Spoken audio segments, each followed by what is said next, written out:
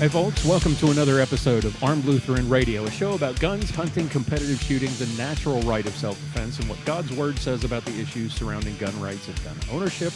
I am your host, Lloyd Bailey, the Armed Lutheran, and this is episode number 317. Thank you so much for making Armed Lutheran Radio a part of your week.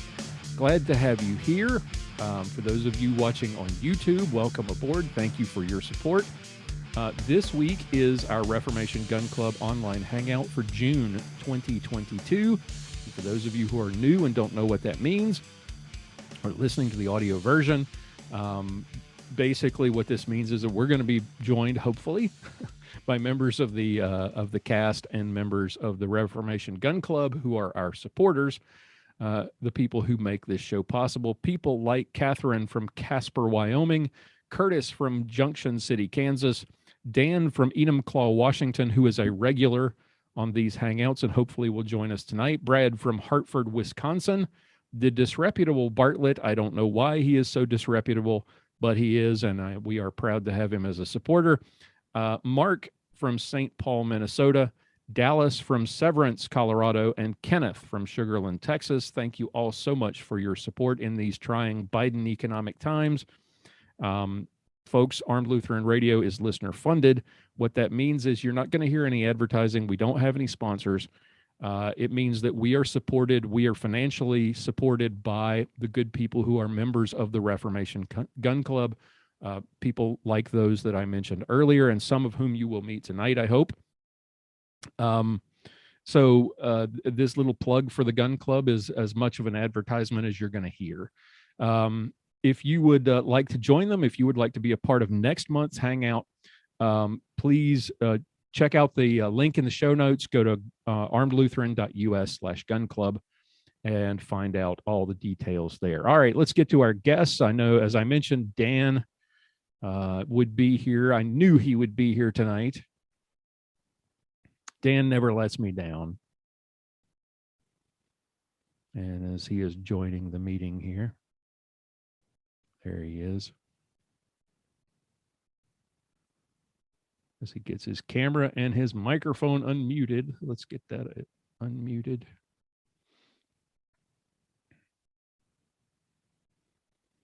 Well, there we go. Hey. How are you, sir? I'm good. How are you? I am well. Better than I deserve. Aren't we all? Well, some more than others. So how has your week been? Oh, hey, we got more folks showing up. Oh, more folks. More folks.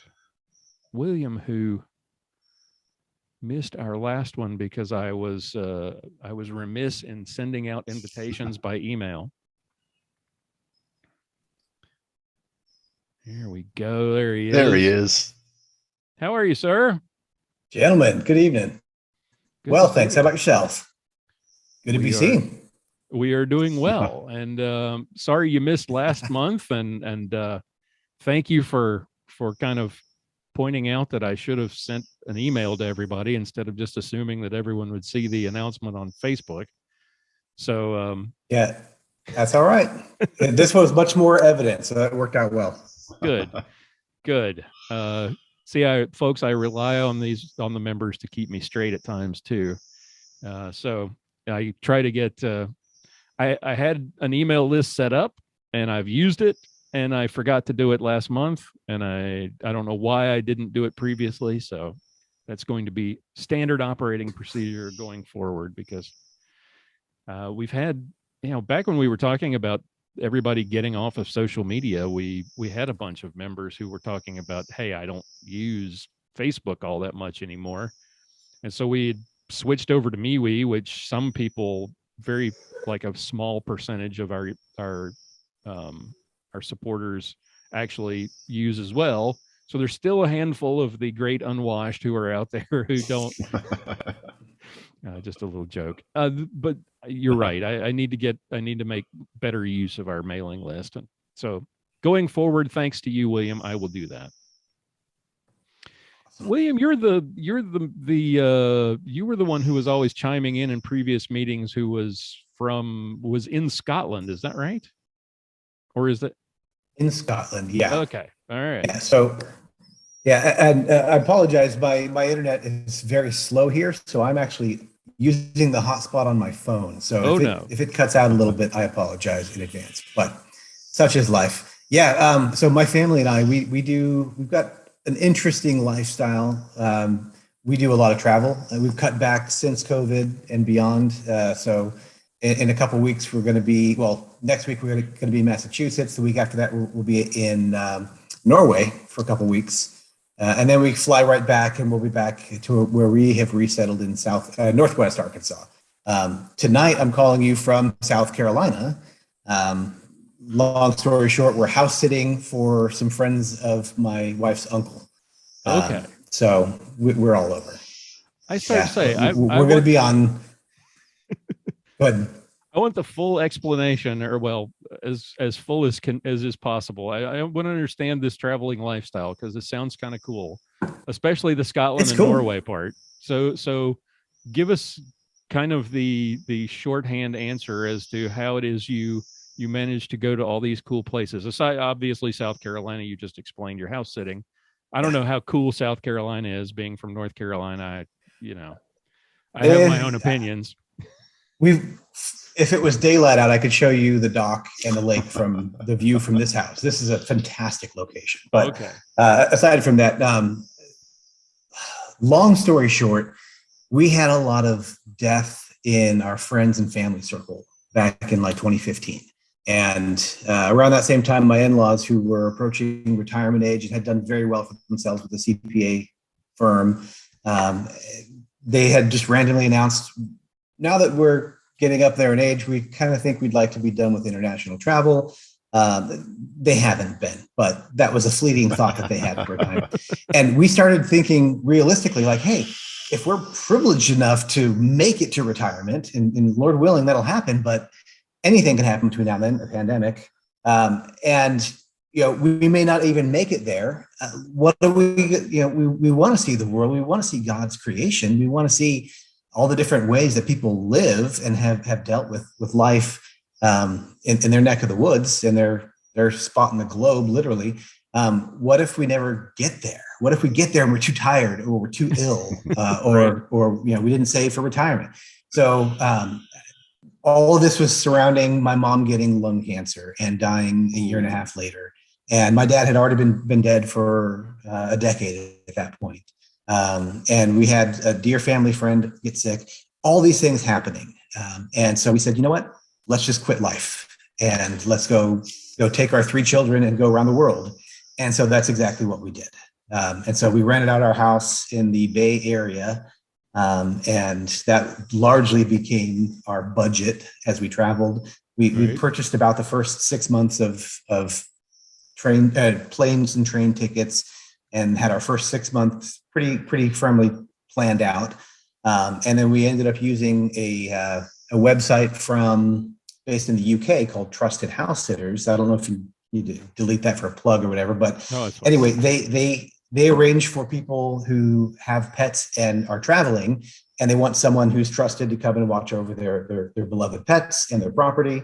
Right. No cash changes hands. And when you can get a house sit somewhere, you can go and stay at their place for however long they're going to be gone. You have some responsibilities, but you don't have to pay for rent. And so that really helped us to stretch our dollar quite a bit. So we were able to do that in Australia. And we knew some folks in New Zealand. We hit 20 countries on our first year. And so that was, we did house sits in South Africa.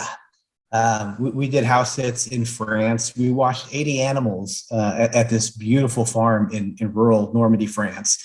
We went back 3 years later and watched 160 animals at the same farm. Wow. We've done house sits all over the UK, in Scotland, in Ireland, in London. We've done house sits in Finland and in Sweden. We've just been all over. It's been pretty fantastic. That is amazing. I've seen, their YouTube channels of guys who or families who just sort of pick up everything and decide we're going to all live in an RV for the rest of our life and we're going to go see stuff. And they take the kids and they sell the house and they hit the road and they go all over. And I'm always amazed by the people who who are able to kind of make that leap and say, all right, we're going to make this work. And because once you've sold the house and you're living in the RV, you're kind of stuck. And so yeah, you're committed at that you're point. committed at that point. So your sounds even, well, you still have the tie to the place in the Bay Area. So if everything goes, no, we actually halfway through that first year, we said, hey, we like what we're doing. Let's sell the house so we can continue doing some of this. well, okay, and so we actually, you cut our the cord. realtor, he really, no, we did. Our realtor earned his commission because he arranged with our renters to come over and clear out the garage, which had our stuff stored there. And really with FaceTime and Skype, he really pared down our property and put what we wanted to keep for the long term in a U-Haul, like a U-Haul storage bin. And right. All the rest of it, he either kept or sold or did whatever he wanted to do with, and sold our house. He had to ship our paperwork to the embassy in Sweden. And so it was the third country in the process of selling the house that we went to. And so he shipped our final signing paperwork to Sweden. We signed our paperwork and had it shipped back to him, and we were done with the house. So we sold the house. That's pretty, considering the intricacies of trying to sell a house. I can't imagine trying to do it from 3,000 miles away and all on FaceTime. Farther than that, yeah. That's amazing. Wild. That is amazing. So what is? Talk about the family dynamic there. I mean, you've got how many kids? You said 4? 3 children. Three. So still, what age group are we talking about, and what's the effect on them? So when we left, there was 4.5, 6, and 7 was the age. And in fact, this evening we went through some nostalgia and watched. We actually put together a handful of videos for about the first 10 or 12 weeks of our travels. And they're still on YouTube. And so we went and watched a whole bunch of them. We're like, oh, we want to travel again. The world hasn't really opened up yet. Okay, well, we bought a house in Northwest Arkansas, so we kind of can't leave for too long. Yeah, so it was fun watching those videos. But our big goal was, aside from we just want to see the world because, oh my gosh, I grew up the youngest of 7 kids. We never had money. My first vacation my entire life was my honeymoon. So that's kind of where I come from. And I didn't want that for my kids. So we really wanted to expose them to God's creation. We wanted to expose them to humanity as image bearers of Christ, and to see that whether you grow up on a literal dirt floor or you grow up, on thousands of years of humanity's history, and you've got, a much richer history than, America has. Right. We're all still image bearers of God. And whether you're cutting down grass to literally tie it to a stick to make a broom, or you go to Walmart to get your broom, you still got to sweep the same floors. Right. And so that was one of our big goals, was we really wanted the children to see creation and to see humanity and to see that people are imbued with dignity and value and worth, not because we're so special in and of ourselves, but because God made us special.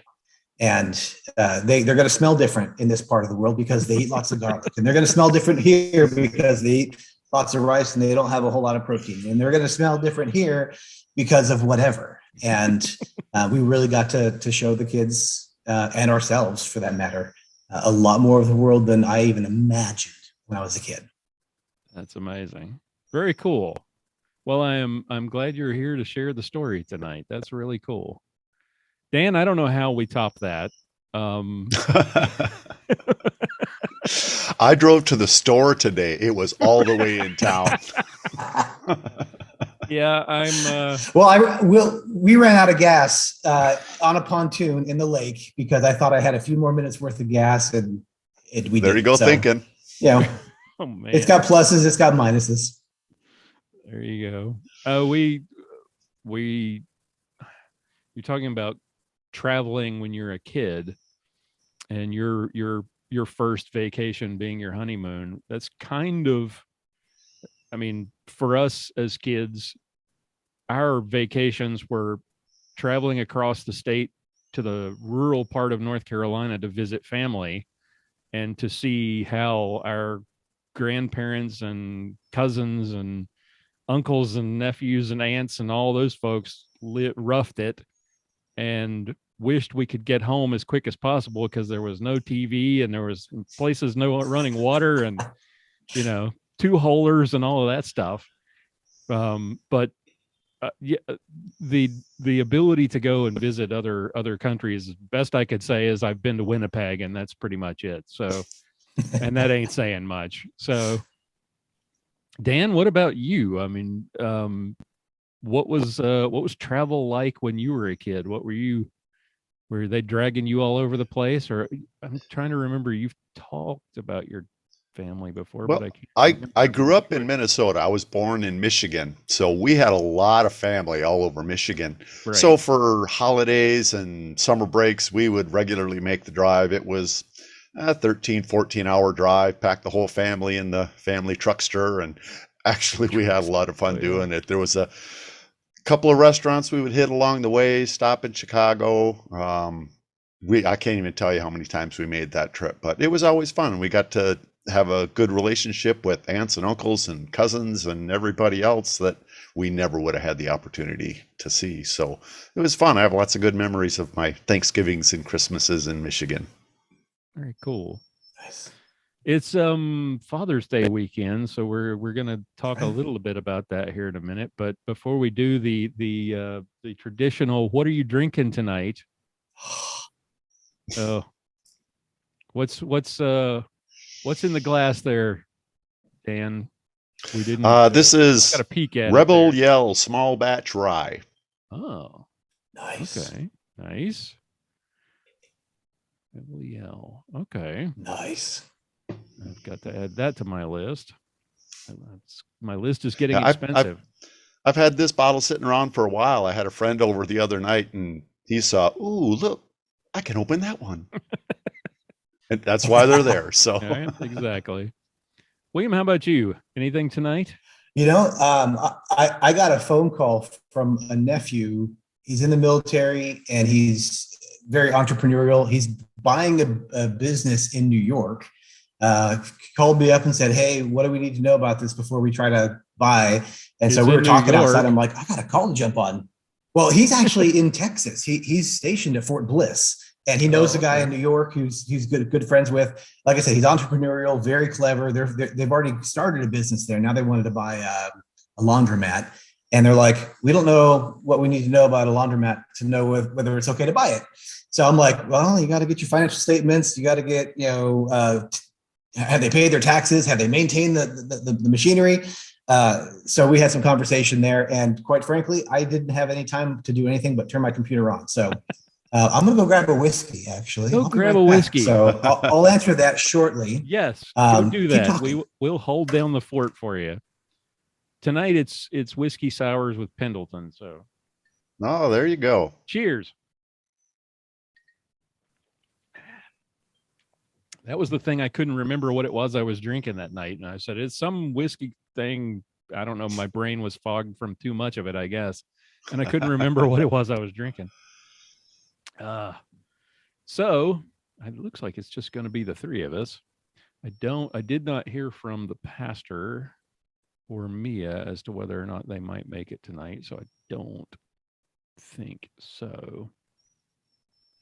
I got a pontification for this week's show, but I got nothing else. So it's going to be next week's show.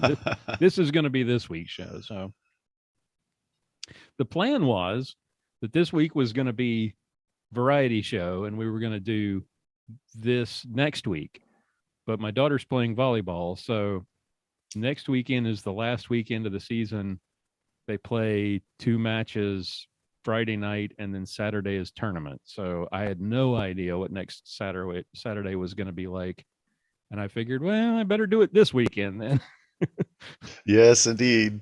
So some things you just can't miss. I'm trying not to. I missed 2 weeks at the start of her season just because of work.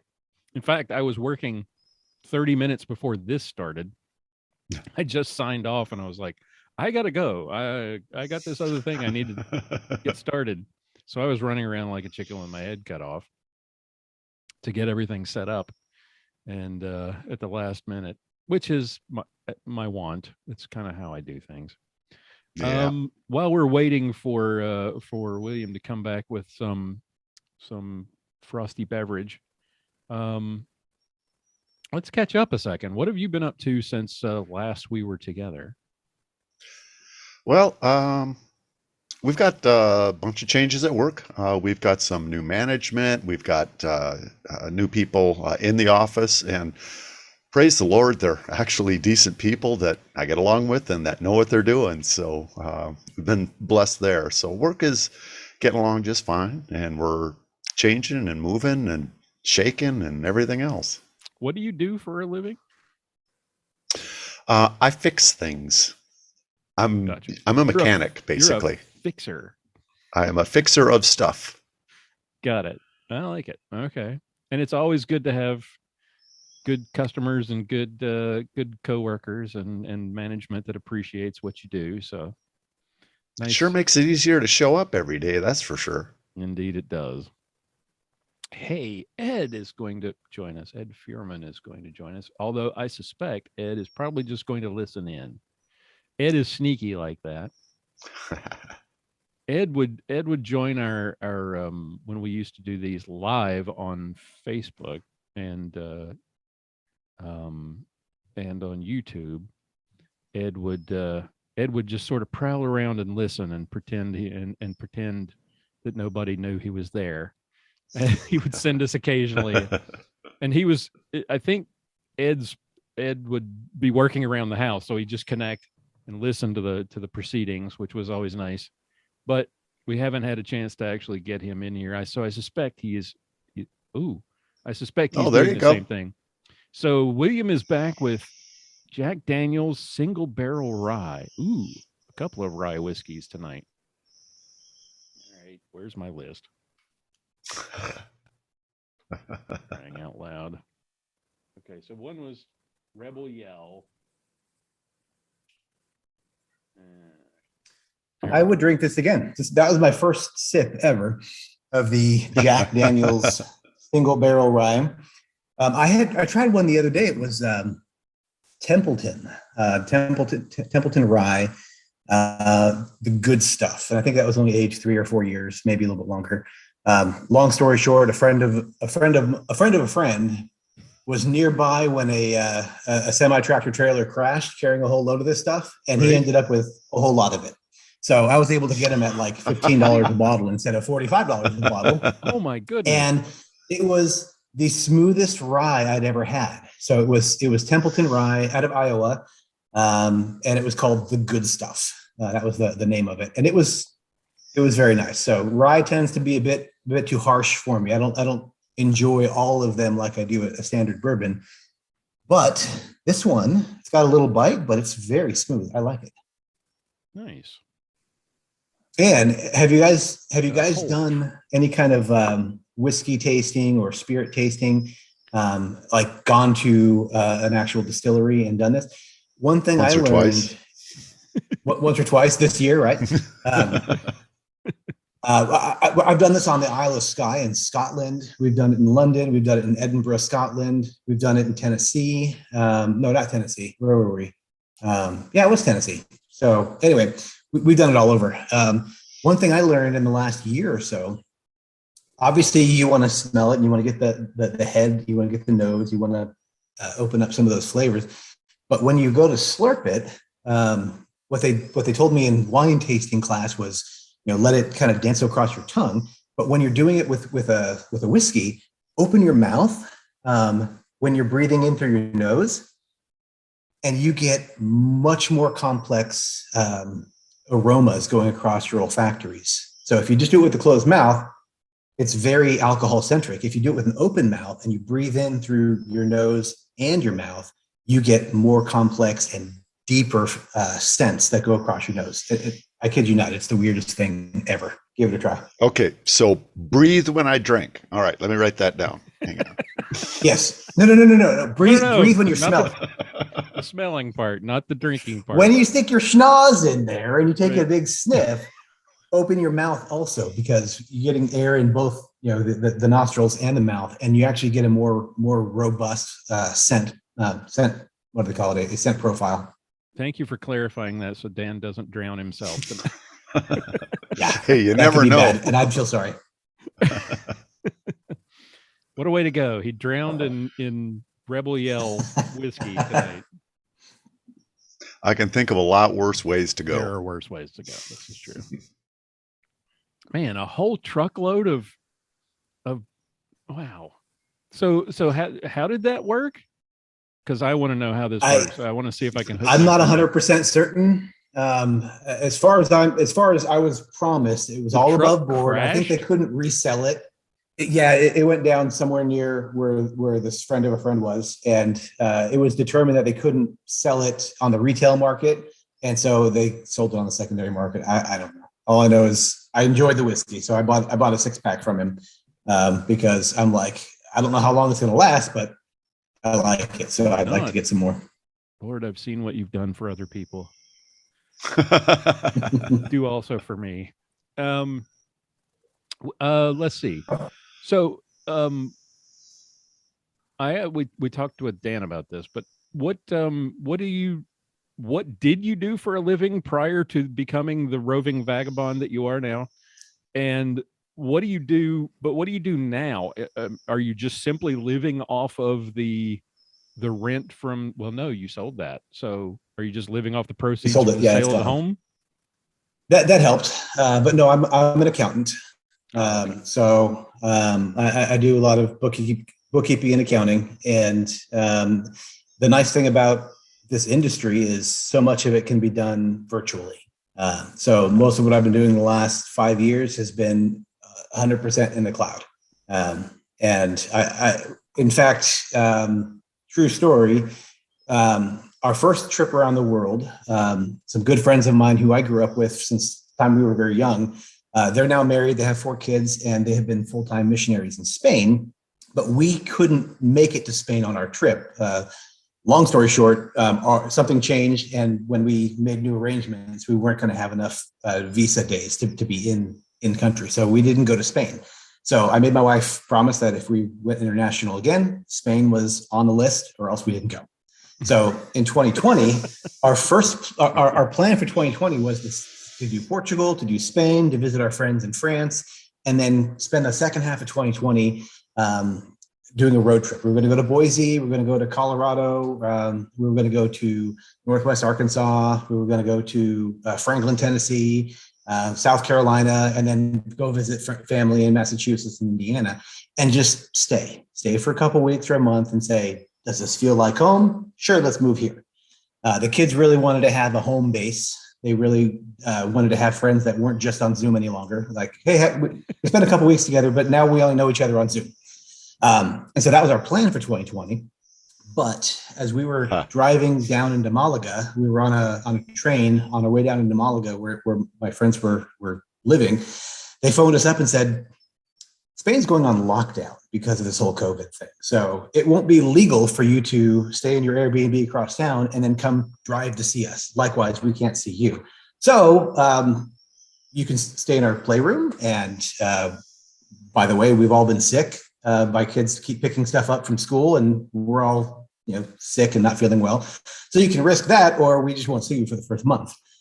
And so we ended up praying about it, and we stayed with them, and we were sick out of our minds, like coming out every end, fevers left and right. When all the news was going crazy saying, if you're traveling and you need to come home, hop on a Mercy flight and come home now, we couldn't have gotten on a flight because of the fevers and the vomiting and all that. So we ended up what was going to be about 5 or 6 weeks in Spain, and then a little bit longer in France, and then come home. And then the second half of 2020 was going to be, where do we want to live for the next few years? We got stuck in Spain for like 7 or 8 months, and we actually couldn't come home. And by the time we ended up finally making it to France, there was riots, and we're like, hey, let's not go home because we don't want to burn, and see the cities burning, yada, yada. So we ended up essentially being gone almost entirely 2020, mostly COVID lockdown and restrictions related. Right. We finally decided, hey, we can't do this road trip, so let's just kind of pick a spot. We did our internet research and decided on Bentonville, Arkansas. And it turned out to be, fantastic. We absolutely love our home. We love our church. We love our friends. It's been. Uh-oh. Uh-oh. Yep. He told us this could happen. He warned us it might. He did. He got He raptured. disappeared. What just happened? Somebody beamed him out. I disappeared. Okay. How's that? Suddenly you were I just moved my phone, my hotspot outside, so it gets better internet. Anyway, so we picked Bentonville, Arkansas. We ended up finding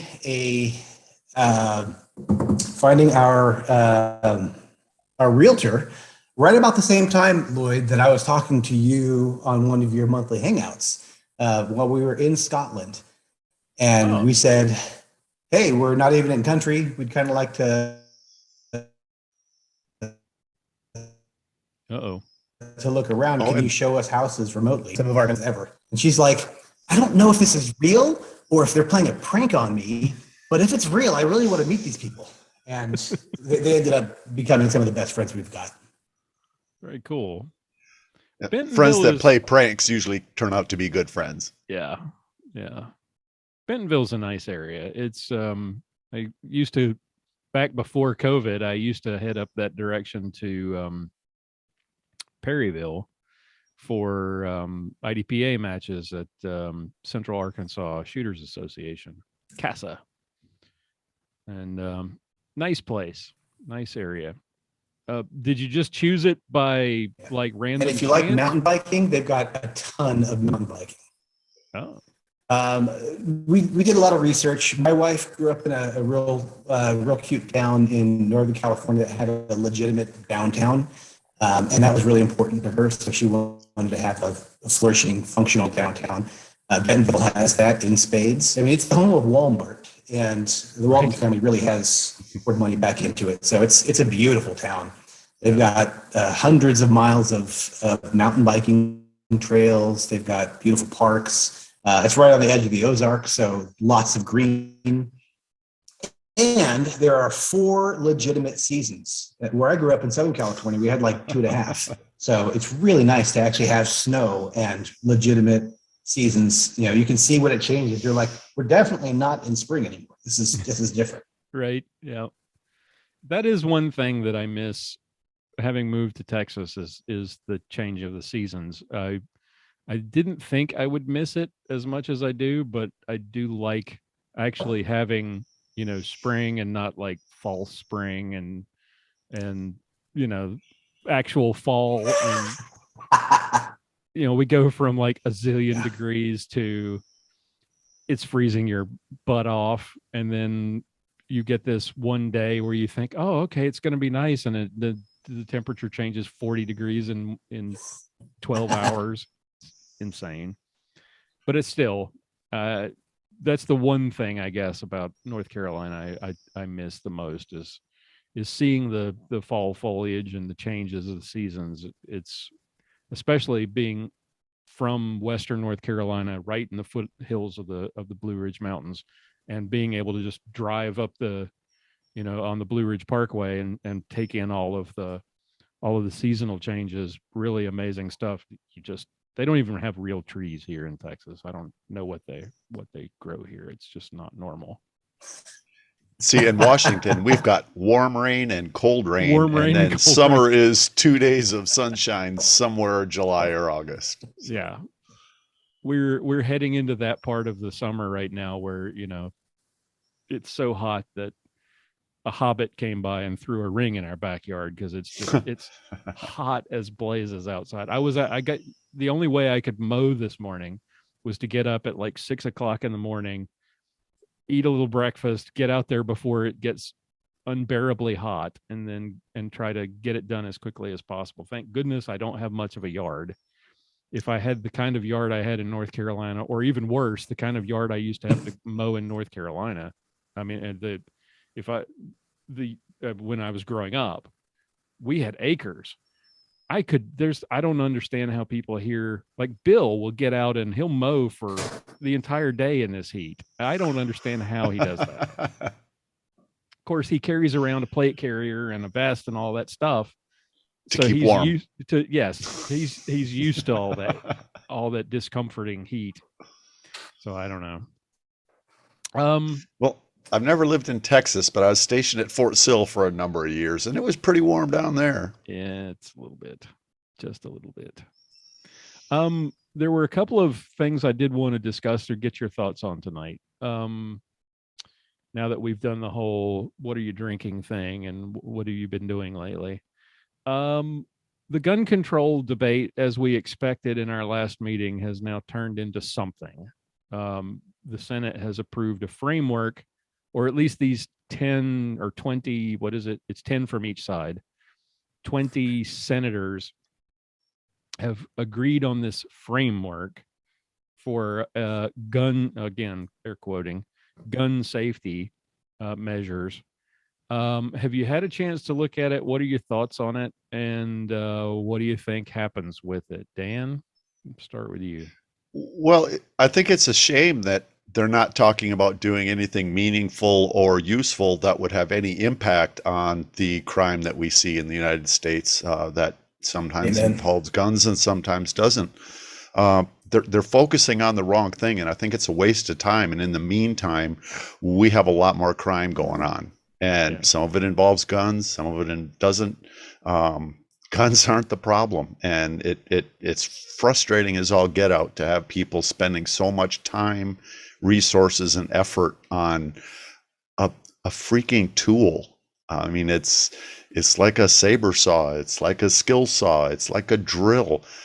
Guns are just a tool. Bad guys are going to use tools. That sometimes they use guns, sometimes they use other things. Yeah. Gun control isn't going to do anything for crime. It's not. Well, fixing the societal problems is not something that politicians are really up for.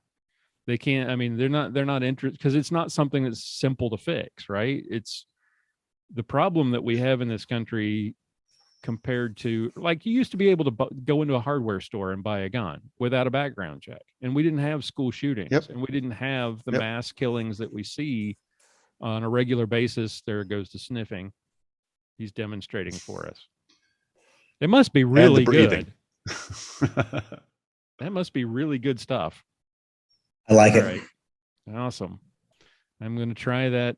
See if I can avoid drowning tonight. But the societal things that they need to concentrate on don't involve new laws, don't involve trying to come up with a plan. I think we would be far better off if they would prosecute crime. I think that would be a good start if we could just prosecute the criminals instead of letting them go, instead of giving them $10 bail, instead of like our vice president raising money for bail for people who are burning cities down. We've got DAs that refuse to prosecute crime. Yep. And I think that's a problem. I don't think guns are the problem. I think lack of enforcement of laws is a problem. Right. And the problem with that, of course, is if you say that that's the problem, then the ultimate, tie that back to, well, why is that a problem? It's a problem because of the policies of the people who are in power. So they're not going to try to fix that because that makes them look like crap. So it's easier to focus on the tool than it is to actually do something meaningful. So they're not going to fix the societal issues because that's just way too long in the past, and it's going to take forever to fix. They're not going to focus on the things that are actually the problem, like you were talking about, because those things point to them, right? Those things are a mess because of their policies. So the obvious, the low-hanging fruit is, well, let's just go back to the well and let's blame the gun. And when you've got a compliant media that's pushing the narrative that guns are the problem, and you have a largely ignorant public who will believe the stuff that they hear about guns in the media, that the AR-15 will decapitate a human or that a 9mm will blow the lungs out of you, which is just absolutely insane. But there are people who believe this stuff. That's the even scarier part. Ignorance isn't a bad thing. We're I all agree. ignorant about something. Most Americans are ignorant about firearms, and that's not a bad thing. And it says nothing about them. It just means they don't know. They haven't had the opportunity to be trained, or had no desire to be trained or learn anything about it. And that's cool. That's fine. And my point was only that because the public is generally ignorant about guns, they're Right. easy to scare and manipulate. So Right. you make the gun to be the bad guy. It's the scary thing that can blow your lungs out, right?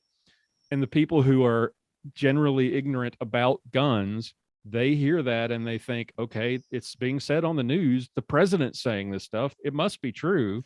They're the professionals. They're the experts. It's funny that because I was just going back through some old articles. I'm trying to put together a compilation of old stuff to put together in a book.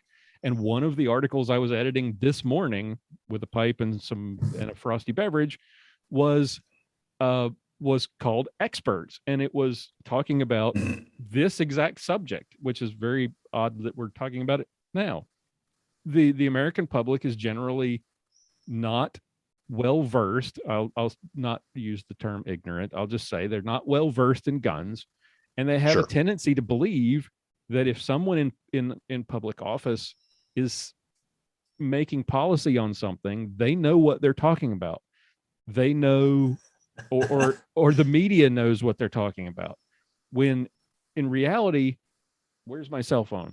We have this thing that has we can access all of the information from eternity. I mean, from the dawn of time in our pocket.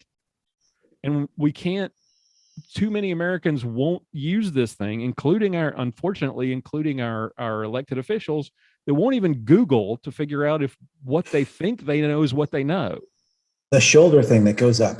The shoulder thing that goes up. Yes. Yeah. And if there's a 9mm round that can blow a lung out, I might start carrying a 9mm. That would be slick. Maybe that's one of is those. that 30 super carry? Actually, I carry 357 SIG because it's faster. Oh my gosh. You're one of those people. I am one of those people. That blows people's ears out on the range. Yes. Yeah, I went ahead and got I prefer the 9 just for the shootability, repeat shots, etc. But I went ahead and got a Glock 23 so that I could have a 40 barrel, a 9 conversion barrel, and a 357 SIG barrel, because the only difference in part is between the 40 and the 357 SIG is the barrel. Is the barrel, right? Right. And you can use the magazines interchangeably, literally everything else. So I've got that hanging. Dan, I think we agree on virtually everything that you said. I will take issue with one comment you said, because I think by and large, Democrats politic more hard than Republicans politic. They learn. I'd agree. They with learn that. what John Correa calls tactical patience. So you said they're wasting time on this legislation or whatever it happens to be. I disagree. I think they know exactly what they're doing. They're stalling because of the ignorance of the populace, and they're demonizing the tool, and they're stalling long enough so people are not willing to put 2 and 2 together and recognize what's going on. I'll take that. I can agree with that. It's like what Tom Gresham says all the time. He comments about how they always want to say, well, it's a good first step. This gun legislation we're passing isn't going to solve the problem. It's not going to fix crime, but gosh darn, it's a good first step, or it's a good next step. Because Tom Gresham is just a new guy in the gun world, isn't he? The goal. Who is this Tom Gresham? Tom Gresham's just a new guy. He's an up and comer. Oh, okay, yeah. Never heard of that guy. Yeah, he's been around a minute. That's about it. Yeah, you're exactly right. And I was thinking about this, and I was talking about something else not related to guns with my wife today. And Democrats play the long game, right? They don't do it well. about that gun control legislation that they trot out every time. They know that if they trot out the same because that's the ultimate goal, right? Is ban X, Y, and Z and confiscate. Civilian disarmament. Yes. They know they can't get there all in one chomp. So they bring that thing out, It's sort of like when you're playing poker. I'm not a poker player, but I'm assuming that when you're gambling, you watched a Western once or twice. I've watched a Western a time or two. You play this hand, right? You play you say, or when you're negotiating a deal, right? You ask for the moon because you know you're not going to get the moon, but you might get a big sliver of it. And Democrats go there every single time. That gun control bill that, what is her name? Feinstein trots out every time there's a mass shooting has not been changed, with the exception of just adding new model names, probably for 30 years. And she just trots it out, cleans it up, blows the dust off, and that becomes the new Democrat gun control bill. And that is like, that's the lead position. And then they come back and they're like, okay, well, we'll settle for whatever. And unfortunately, like you were saying, Dan, Republicans don't, they tend to be more like go along to get along. And except for Trump, they were not really interested. They're more interested in being liked than they are in standing up for their values. Honestly, I don't think the values that we as conservatives hold are their values. I think they just use them as a way to get votes. And Trump wasn't even all peaches and cream. No. I mean, I voted for him, and I would again, likely, if there wasn't someone better. But even he was like, bump stock? Sure, let's ban this thing with the sign of a signature of my pen here. But the reason that he was popular was because he would fight back. He was better at fighting back than all the rhinos out there. Yeah. And Republicans really like to see someone fighting, regardless of who he was or even what he was fighting for. They like to see someone on their side fighting for a change. Yeah. It was refreshing. Yeah. It really was. We were so tired of, well, okay, vote for us and we're going to fight back against the Democrats, and you give them the House. Well, we really can't do anything unless we have the Senate. You need to vote for us for the Senate. You need to give us control of the Senate. Then we give them the control of the Senate. Well, we really need control of the White House too. And you give them control of the White House, and then they don't follow through on any of their promises. It's all just a game to them. And our rights are just something to use to vote, to garner votes. Democrats don't play that. Democrats are absolutely dead set on getting what they want, and they will fight for it tooth and nail. And unfortunately, they also know that Republicans at some point will cave, because the media will make them look bad if they don't. And that's why we've got this framework for gun safety. It's because like we said last month when we met, right, Dan, we were talking about how Republicans were probably going to cave and give in on something. Yep. And because they want to be liked. They want to be liked. They don't want to be demonized in the media. They want to don't call me bad names. Please don't call me bad names. It will hurt me. Exactly. We want to be invited to the dinner parties. Well, and by and large, I think that Republicans are too principled as individuals to play the politic game the way the Democrats do. I think there's a lot in that. I think there's a lot in that. Yep.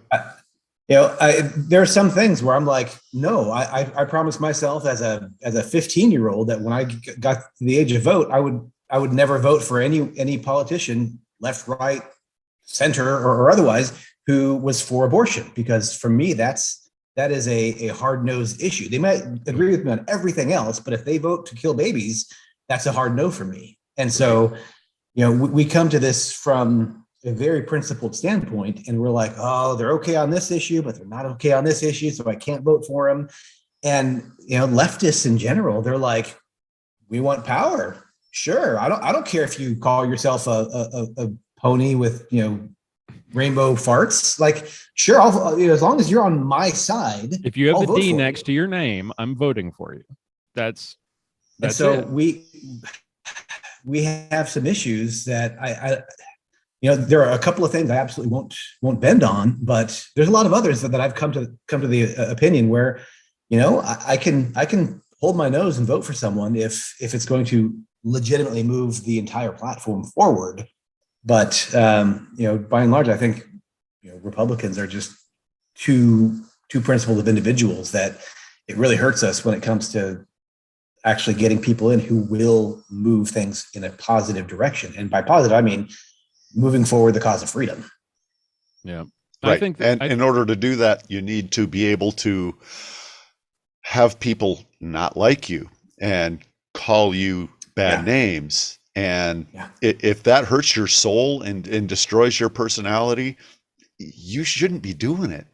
I mean, first of all, who cares what people think about you? I care what my wife thinks about me. Amen. And my son. But I can't say that I'm really terribly concerned about much of anybody else. Yeah. Well, and that's the problem with politics, right? You have to care about what everybody thinks of you, because if you don't, they're not going to vote for you. Now, unfortunately, they extend that to, I care about what the media thinks of me.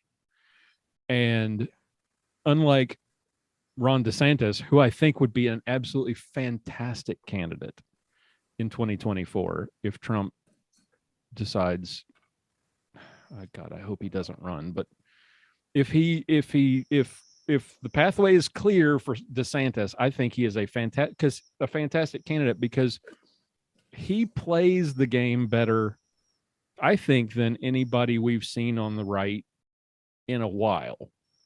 He knows the stats, he knows the facts, he can articulate it in a way that Trump never could. He can articulate, and he stands up for what he believes in. And he stands up for, and he will fight back. If he's in a press conference and a reporter asks him a dumb question, a loaded question that is obviously slanted, he will call them out and absolutely embarrass them. And it's fantastic. And that's fun to watch. It really is. It is awesome. That's the kind of thing we need more of, that principle and that willingness to fight back, that I don't think we have in large part in the Republican Party at the moment. They want too much to be liked. Right. They care more about they're conservative more in the fiscal policy area. They can care more about tax rates than they really care about the culture wars. And I think we need somebody who does both and is able to, or cares about both, and is able to articulate it the way that DeSantis is able to do it. Sure. And the culture war has been a nightmare for the last couple of decades.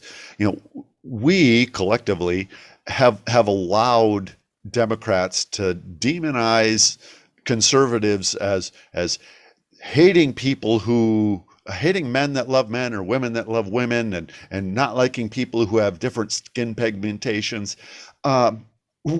We need to find someone and find a way to point out the fact that none of us really care about that. I shoot with a lot of gay people. I shoot with a lot of Black, Asian, all kinds of flavors of the rainbow people, and nobody cares. None of us give a rip what you are, what you believe in, or anything else. We're out at the range, having a good time together, enjoying something that both of us like to do.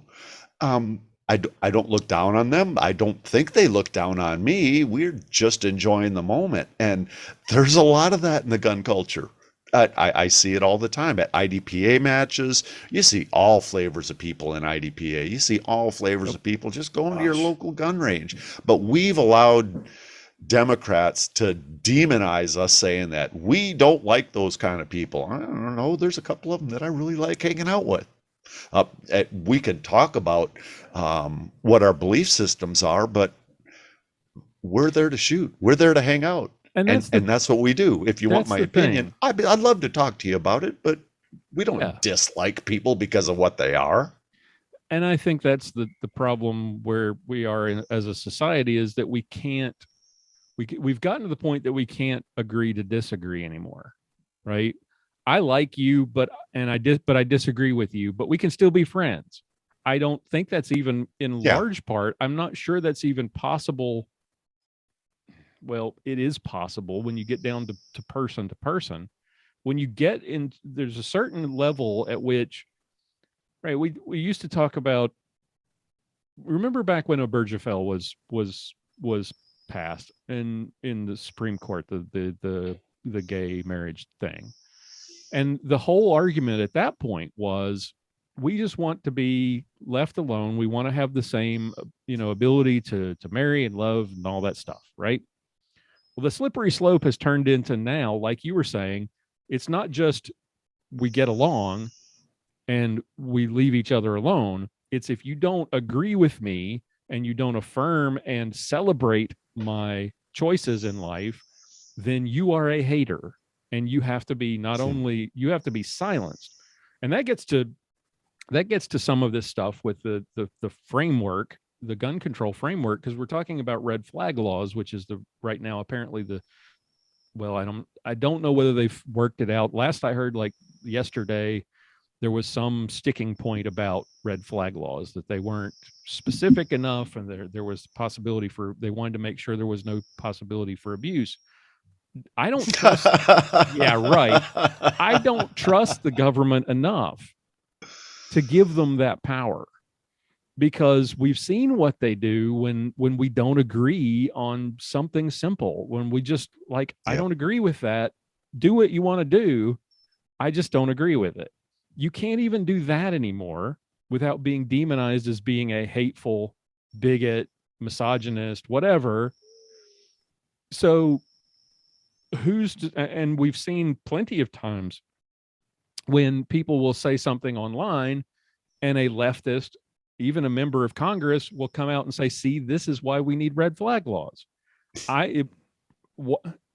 Why on earth would we not trust the government when we hear that kind of stuff, when people suggest that we shouldn't even be able to speak in public because we disagree on an issue that to us is not really an issue? Seems like there's an amendment that addresses that directly. I think it's the first one. Well, yeah, I think they would very much like to rewrite that. I get amused at them talking about free speech, while at the same time talking about how they need to be able to censor people's speech because that's protecting free speech. And the silly thing about it is the Bill of Rights, the entire Bill of Rights is written to restrict government. And we have government telling us, well, we need to change that. Restrict. Well, no, it's written to restrict you. and no, Amen. You can't change it. And there is a way to change it. We've changed it a number of times. Have at it. It's well documented in our Constitution how you change that Bill of Rights and how you change any part of the Constitution. So go for it. Go ahead, William. I think we cut you off. Oh, no. I was just agreeing. Oh, you're just agreeing. Okay, cool. Oh my gosh. Yeah. There's, it's just a bunch of frustrating stuff that we can't control, from here, but the other side, and I'll use the term leftist because I know a few really, really good Democrats, but leftists in general, they play the long game. They know what they're doing. They've got the tactical patience. They're willing to get things incrementally. Whereas we're like, no, we need to fix it now. It's like, yeah, I wish we could, but I'd much rather get a few of the rights restored that had been completely infringed. But I'd much rather get a few of them here and a few of them there, rather than saying, okay, we'll listen to your version of compromise where we lose a few of the rights that you want to take away from us. Yeah, we're not that good at politicking. Yeah, we are terrible at politicking because the idea of compromise that the Republicans play and Democrats push is always, you agree with us on some of our stuff. We won't get everything we want, but you're going to give us some of what we want. That's compromise somehow. That and we're just, every time we do this, every time there's a mass shooting, every time there's a school shooting, there's an incremental loss of our freedoms. And it's not, and we don't seem to have the political will to fight back because we don't want to look like the bad guy in the media. And I don't know. I don't care if I look like a bad guy. As long as my wife doesn't think I'm a bad guy, I'm okay. I got jumped on this week on YouTube because I I supported the Martin Luther and the idea of the what was it, the Magdeburg Confession, the doctrine of the lesser magistrates. An episode from like 100 episodes back. To say that was a long time ago. I remember that episode. Long time. That was that was episode 150 something. And somebody just fell across it and then wrote this huge diatribe about how crazy that I was for supporting all that, what a heretic I am, and how Lutherans don't even believe in the true presence. And I mean, he didn't even know what he was talking about. But well, hey, come to our online hangout and we'll all talk about it. Yeah, exactly. I don't know whether we want this guy, but it would be fun. It would be interesting. He was even making all these points about a book that we didn't even reference in the episode. So people are just crazy. I don't care what people think. I think it's hilarious. But yeah, I mean, we're going to get attacked. The left of the media is going to make us out to be horrible people. We have to have for lack of a better term, we have to have the gonads to stand up and say, no, that's not right. That's a lie. And here's why we're doing this. Here's why we believe what we believe. Here's why this thing that you're proposing isn't going to work. Here's why this thing that we want or we suggest is a better solution. And that's biblical. We have been told that we will be attacked. We will be hated. They will come for us. They will disagree with us. Yep. We were told that, and it's in this book that I read regularly. So the response to that isn't to just lie down and take it. The response to that is to make sure that you have a good relationship with your God and that you are familiar with his teachings. And when we're talking about politics, be familiar with the Constitution and be able to actually have a decent discussion with people and point out, well, I appreciate your ideas, but you're wrong. Here's what it actually says. Yeah. Just like you do with someone who wants to argue with you about the Bible. Well, I can see why you would understand that, but let's actually open it up and we'll look at it. See, this is what it says right here. Let's go ahead and read it together. The text. Yeah. What does it say? Yep. Yeah, we on the right really have a problem with allowing those on the left to craft the narrative, and narrative is so important. Biblically speaking, I don't know if you guys are familiar with it's a radio show that I've always listened to on a podcast called The White Horse Inn. Traditionally, are they still doing their show? They're still doing it. Yes, they are. Okay, I thought they had stopped at some point, and I wasn't. I think I. They might have, but they're still going. It's not the same original hosts, but it was always a conversation amongst various Reformed individuals. You had a Reformed, you had a Lutheran, you had a couple others. I couldn't tell you specifically, but it was always a really fascinating conversation. Mike Horton, Dr. Michael Horton, was one of the original guys who started it. They had the White Horse Inn radio / podcast, and they had the Modern Reformation magazine, and so that was kind of their two prongs of their media. Sorry, this looks like something else. Anyway, Mike Horton, some years ago, probably 8 or 10 years ago now, came out with a book called Core Christianity. And that is its own radio show / podcast now. And they've got a couple hundred episodes. Adriel Sanchez is the main host that I've seen on the episodes that I've watched. But in the book, they really harped on the notion of the story. And it wasn't just a set of rules. It was what was happening in the story. And how does that actually affect you today in your story? How do you fit into his story? And that's kind of they really talked about the dogma and the doctrine and the doxology, but how it all fit into the story. And right now we're not doing a great job of crafting a narrative or telling the story. Yes, we've got facts on our side. Yes, we've got history on our side, But quite frankly, if you can, as Louis L'Amour called himself, a troubadour, if you can spin a yarn and really get someone to listen to you, it doesn't matter whether you're right or wrong, they will listen to you. Yeah. And you need to communicate. We're letting them craft the narrative. We're letting people who hate freedom tell us that we're phobic. It's like, wait, no, I disagree with you philosophically. Doesn't mean I'm afraid of you. I'm not afraid to touch you or anything like that. But you're calling me, whatever the topic is, transphobic. No, I'm not afraid of you. I'm not afraid of trans people in general. I'm not afraid of anyone who's confused on whether they were born something or not. And in fact, God tells us very specifically, you must be born again. So I don't care how you were born, because that has nothing to do with how you ought to behave regardless. But it also doesn't mean I'm afraid of you. And they literally craft the whole narrative, and they command everything that everyone thinks, because they're saying, well, you're phobic of this. Well, no, I'm not. But now everyone else thinks so, which goes back to the whole, people on the right are like, oh, I want to be liked, so I guess I gotta capitulate to whatever they're saying. We tend to be more reactionary instead of being instead of driving the narrative and proactive. We tend to wait until the fan gets hit with the excrement, and then we start to react. And at that point, it's too late, because they've driven the narrative right into our front yard, and there's nothing we can do but react to it. We don't sell the story, like you were saying. We don't tell the story. We wait until, I guess we better do something about this, or we're going to look bad.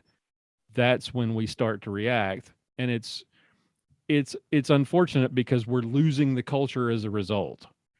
We're not driving the narrative and selling the values that, instead of waiting until we're attacked to defend the values, we should be espousing the values up front. Absolutely. Every day.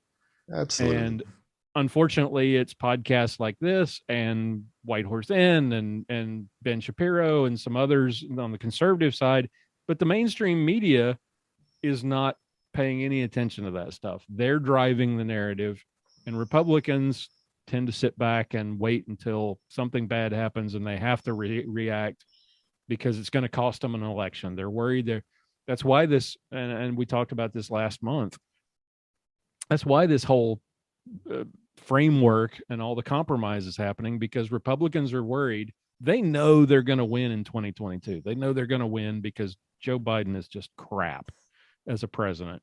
He is absolutely the worst. I cannot believe that polls are showing he even has 39% approval. I actually feel sorry for him. The guy is not capable of carrying on a conversation or riding a bike, for that matter, from what I saw earlier today. Somebody should be arrested for elder abuse. Yes. And by somebody, I mean a whole lot of people. His wife in particular. Yeah. This is. I still don't have a whole lot of sympathy for the guy, because the guy is just garbage. Do you guys ever watch any kind of news from anywhere else, like Australia, for example? Oh yeah, I do. Sky News just absolutely trashes him. Like, it's amazing. Oh my gosh, it's the most exciting and realistic. But the thing is that's the representative of the United States. We, all of us in the United States, are a laughingstock now because of who we've chosen as our leader, as our representative leader. He's a moron, and I don't think it's his fault. I think physically he's suffering from things that older people tend to suffer from. I will take issue slightly with that. I think he's always been a moron. If you go back, he's always been a plagiarist. He's been a plagiarist. Now he's just not in control. Yes, and I think, to your point, the age thing, the mental, the dementia thing makes it even worse, because whatever the congenital liar, the moron that he was as a senator for 40 some odd years, now you add the dementia to it, it's just a whole new level of horrible, and it just makes it that much worse, because everybody can, now that he's the president, everyone can see it on full display. Corn Pop was a bad dude. You cannot not see it. you know, and I cannot believe your point about elder abuse. I cannot believe they would allow him to get on a bicycle out in public. That is is so embarrassing. The guy can't walk up steps without tripping, and you're going to put him on a bicycle? Who on earth thought that was a good idea? They need to be fired because that was dumb. Well, and Lloyd, to your point earlier about we're a laughingstock, rightly so. There have been people in this country voting for him for those 40 years. And that puts us smack in the middle of laughingstock territory. Hands down. It really does. But I do think that, and to get back to the point I was trying to make, Republicans know that they're going to shellac the crap out of Democrats in November. They know they're going to win big. I mean, even the media is admitting it's going to be a tsunami. They're going to get okay. So what do we do with that? How do we keep it going? Yeah, because they're thinking November, and we three sitting here talking are thinking 23, 24, 25, 25, 26, 27. Yeah, exactly. And they're like, November. We're going to win November. We're going to win in November. We're like, oh my gosh, get past that. That gets us to the compromise stuff, though. That's where we get to the compromise, because Republicans are worried that this big, gigantic wave that's going to hit the Democrats in November, that something is going to disrupt that. They are worried that something is going to come along. The media is going to concoct something that makes them look bad and cost them votes. And maybe because I think the House is a foregone conclusion. I think the Senate is there's the possibility that something could go wrong and they could maybe not quite retake the Senate. I think that's something will happen. They will do something. They obviously will do something. They always do. As I would expect them to. If history is a teacher, Dan is absolutely right. So they're worried that thing is gonna cost them this great wave that they see coming. So now they figure the best way to do that or to avoid that is to get out in front of it by taking away the ability of the media and the left to paint us as unfeeling, uncaring child murderers, right? Because that's exactly how they've been portraying us. If you're an NRA member, you have blood on your hands. If you own a gun and you don't support gun control, you have blood on your hands. I keep repeating. I know it's meme logic, but it makes more than 100%, which is not mathematically possible. More than 100% sense. I will not be lectured by the administration that armed a Taliban. You know what? I want somebody to say that in a press.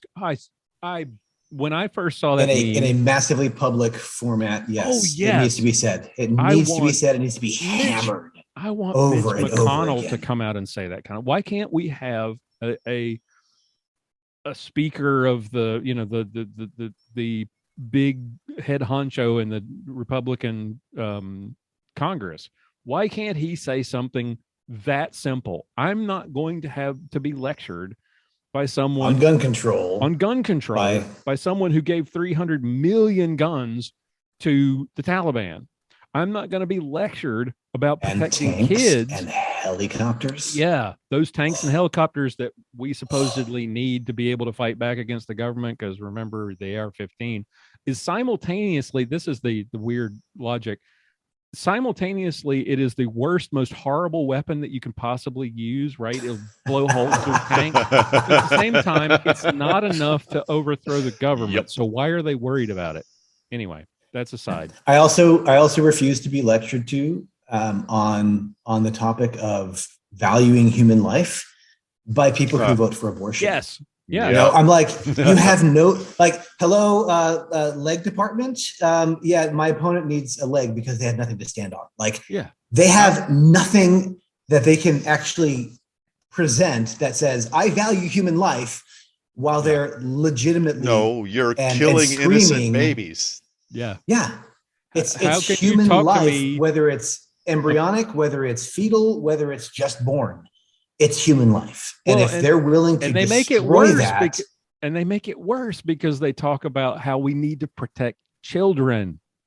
And at the same time, they won't protect the ones that aren't even born yet. the most Right. innocent among us.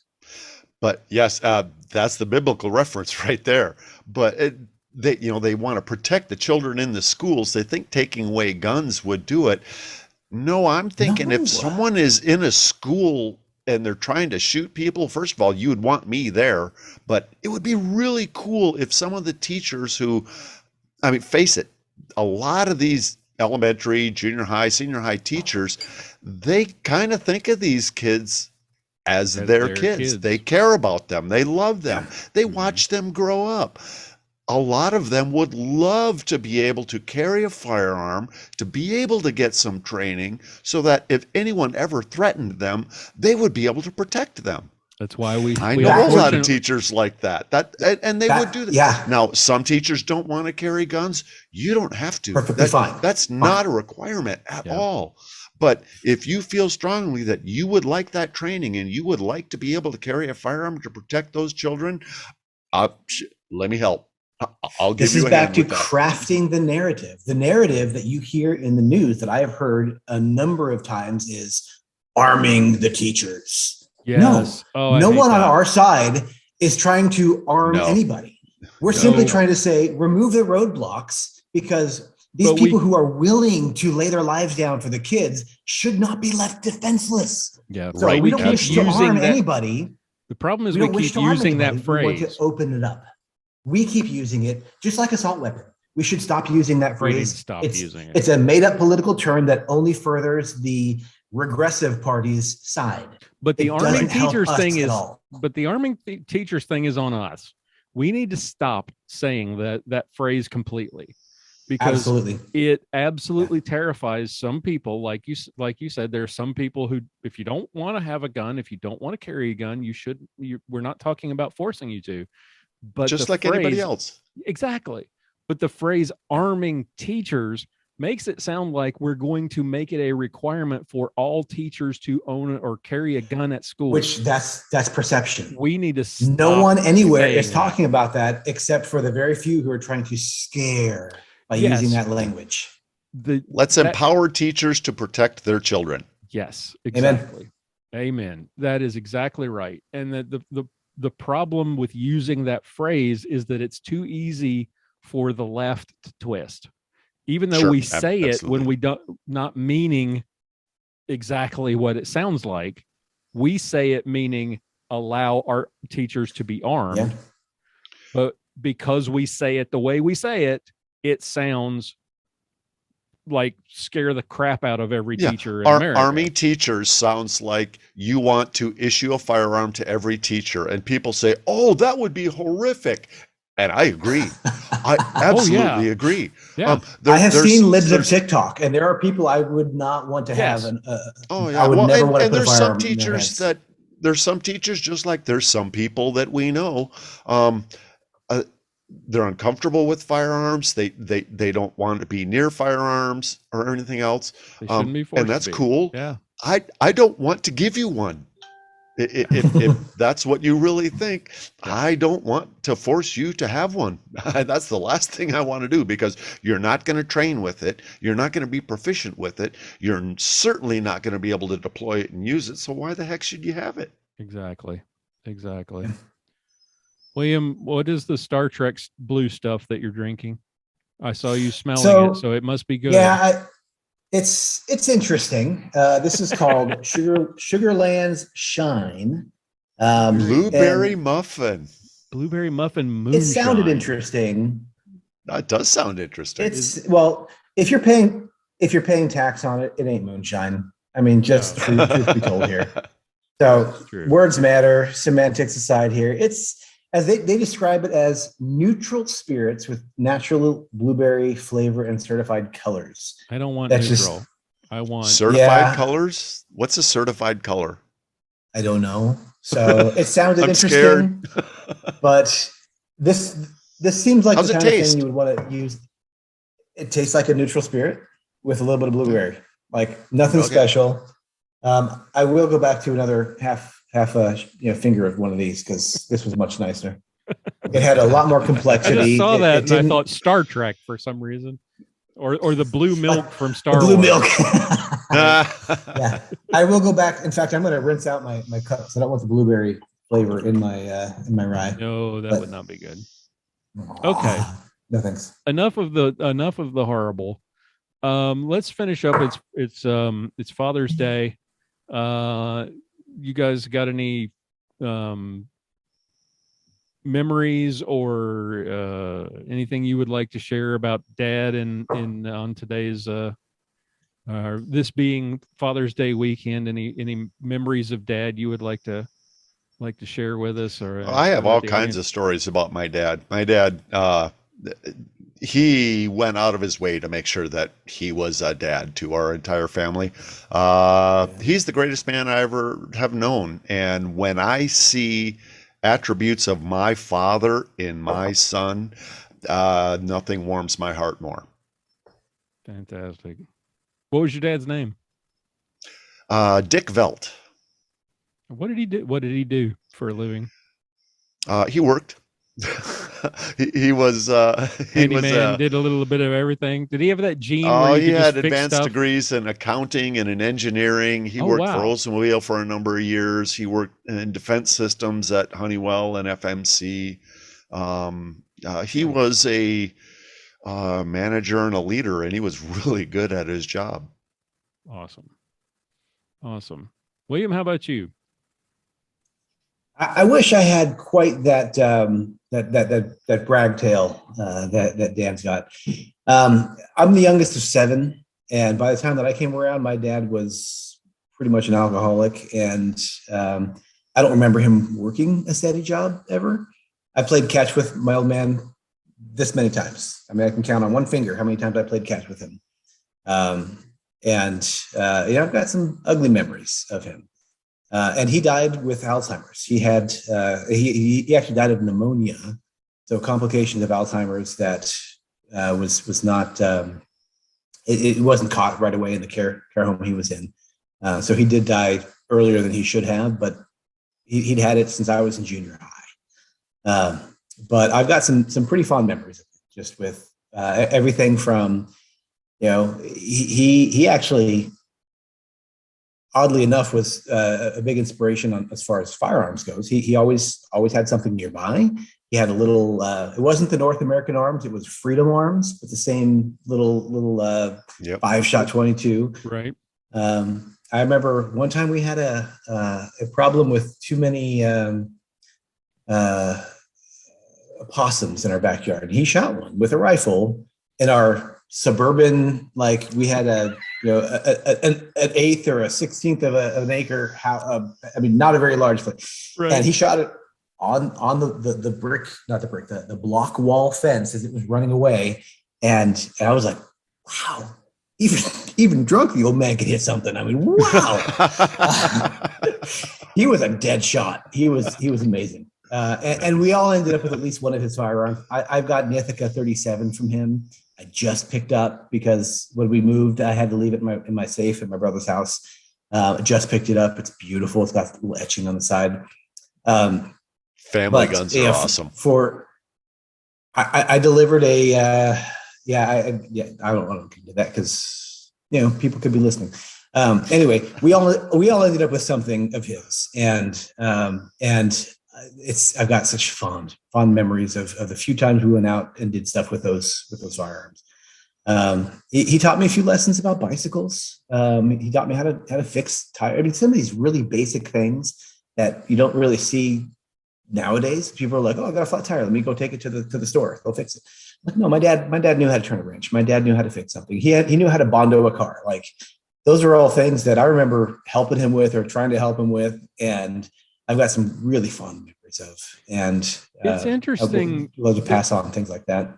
It's interesting that in this age where we're constantly told that family is pretty much anything that you want and that fathers aren't really important, that even bad fathers, there are lessons and memories that are formed that you carry with you positive memories that you carry with you, even when when your relationship with your father was not exactly perfect. And that just speaks to the importance, I think, of fathers in the family, and when it comes to kids and how they grow up. I never had that kind of stuff growing up with my dad, and those, but there are still certain little things that you still carry forward and you never forget, and they have a meaningful impact on your life. It really is amazing how important even a bad father is for kids. There are so many households in America and worldwide, but America is where I live, so that's near dear to my heart. Where you're in South Carolina, so not quite sure. I'm largely in unoccupied America nowadays.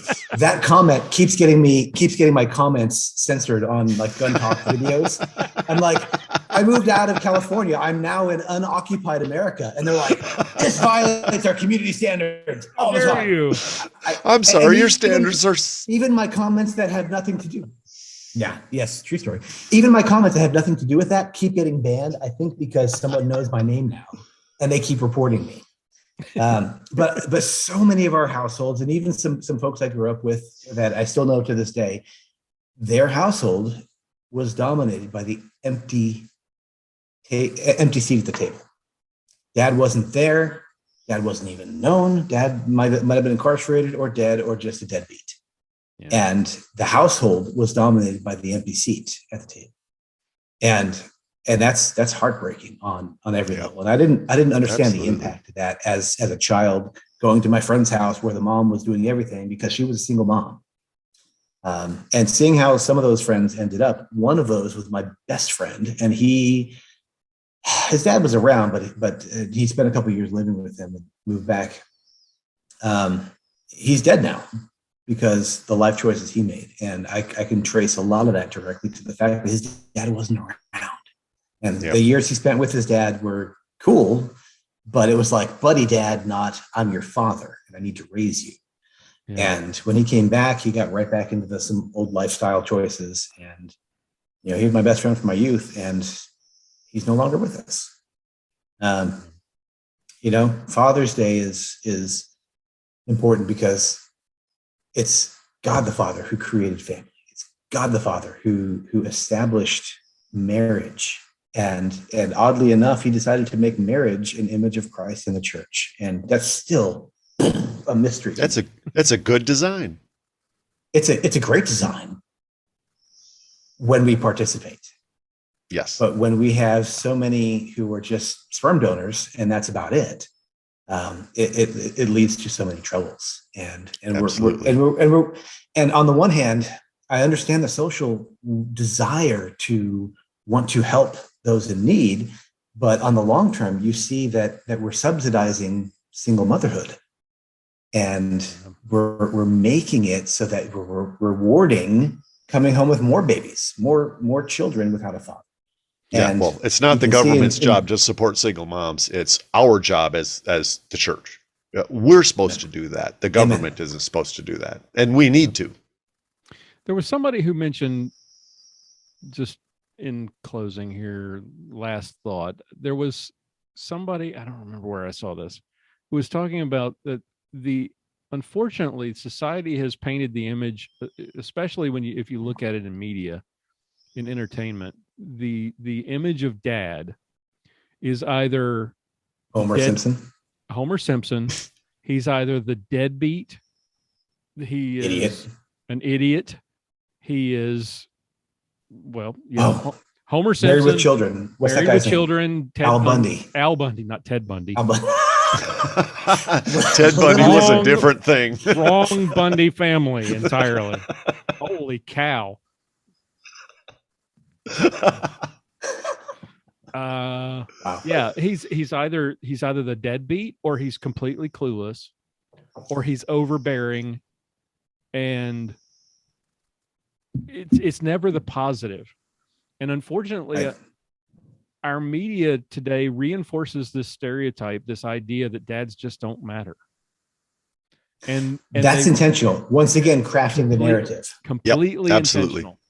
And if we're ever going to recover the culture, we've got to change that, because we can't, like you said, we can't keep subsidizing single motherhood. At some point, we've got to create a culture that celebrates family, the intact nuclear the family. Entire family. Yes. Yeah. I won't mention the pastor because he's got his own issues, but he's a wonderful preacher. But we went to a church when we spent 9 months in the Phoenix area trying to establish remote work so we could get back to doing some travel. He had a very impactful statement that describes a lot of the reality of the war that we're at against not flesh and blood, but principalities, about the powers that are in the unseen world. And there's a lot more than just angels and demons. You've got all kinds of created creatures that we don't see and we don't have really a grasp on. But he loved to say, God creates and Satan counterfeits. And that explains so much of what we're seeing here. Speaking of memes earlier, there was a meme talking about and rightfully mocking the phrase, love is love.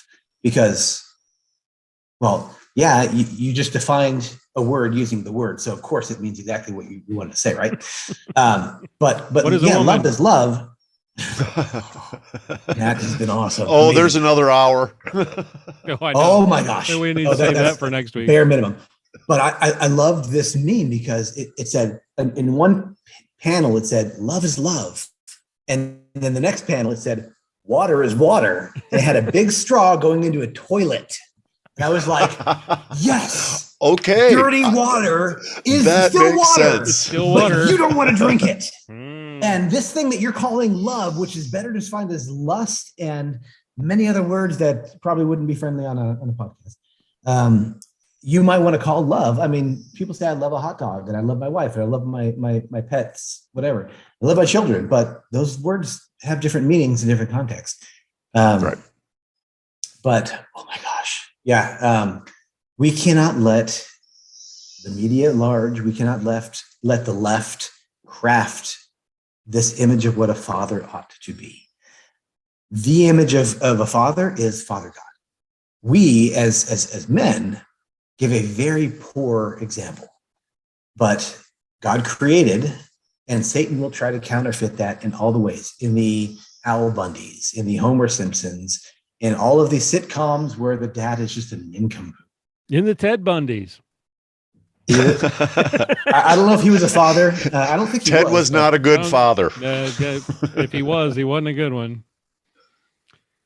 But we can't allow the narrative to be hijacked, to be counterfeited, right, by anyone who is not willing to admit who God is and what He has done for us through His Son. Yeah. And how we reclaim the culture is a topic for another day. We'll have to wrap it. We're an hour and a half in, and we have just barely scratched. Yeah, we've barely. We're just getting to the edge of what we can talk about now. Just warming up. I mean, I am out of stuff, so I don't have enough juice to go on. We thank you guys so much for taking the time to be here. William, it was great that you finally got a chance to be a part of this, and thank you for kind of jogging me, and make use of your mailing list, dude. I mean, not everybody's on Facebook. And Dan, always great to see you. Thank you so much for being here. Every time we do this, it's always a pleasure. And Ed, even though we don't get to see you, I'm glad you joined us. Oh, fantastic! It's always a pleasure. Excellent. Hey, excellent. Glad to have you here as always. So next month we're going to do our July giveaway like we did last year. And I'm going to get the daughter in here with the ammo can full of 22 TCM shells numbered, and we're going to give away a bunch of prizes. So that is the plan for the July online hangout. Hopefully, Yeehaw. and I know being Father's Day weekend, this was not the best weekend to try to put this all together and with a week's notice. But next month, it won't be the weekend of July 4th either. So it'll be we'll do it later in the month when it's more convenient. Hopefully, everybody or more folks can join us and can watch all the fun giveaways. So thank you all for being here. Thanks so much for your support as always. I really do appreciate it. And God bless you both. And God bless you, Ed. Thank you for being here again. And we will talk to you again next month.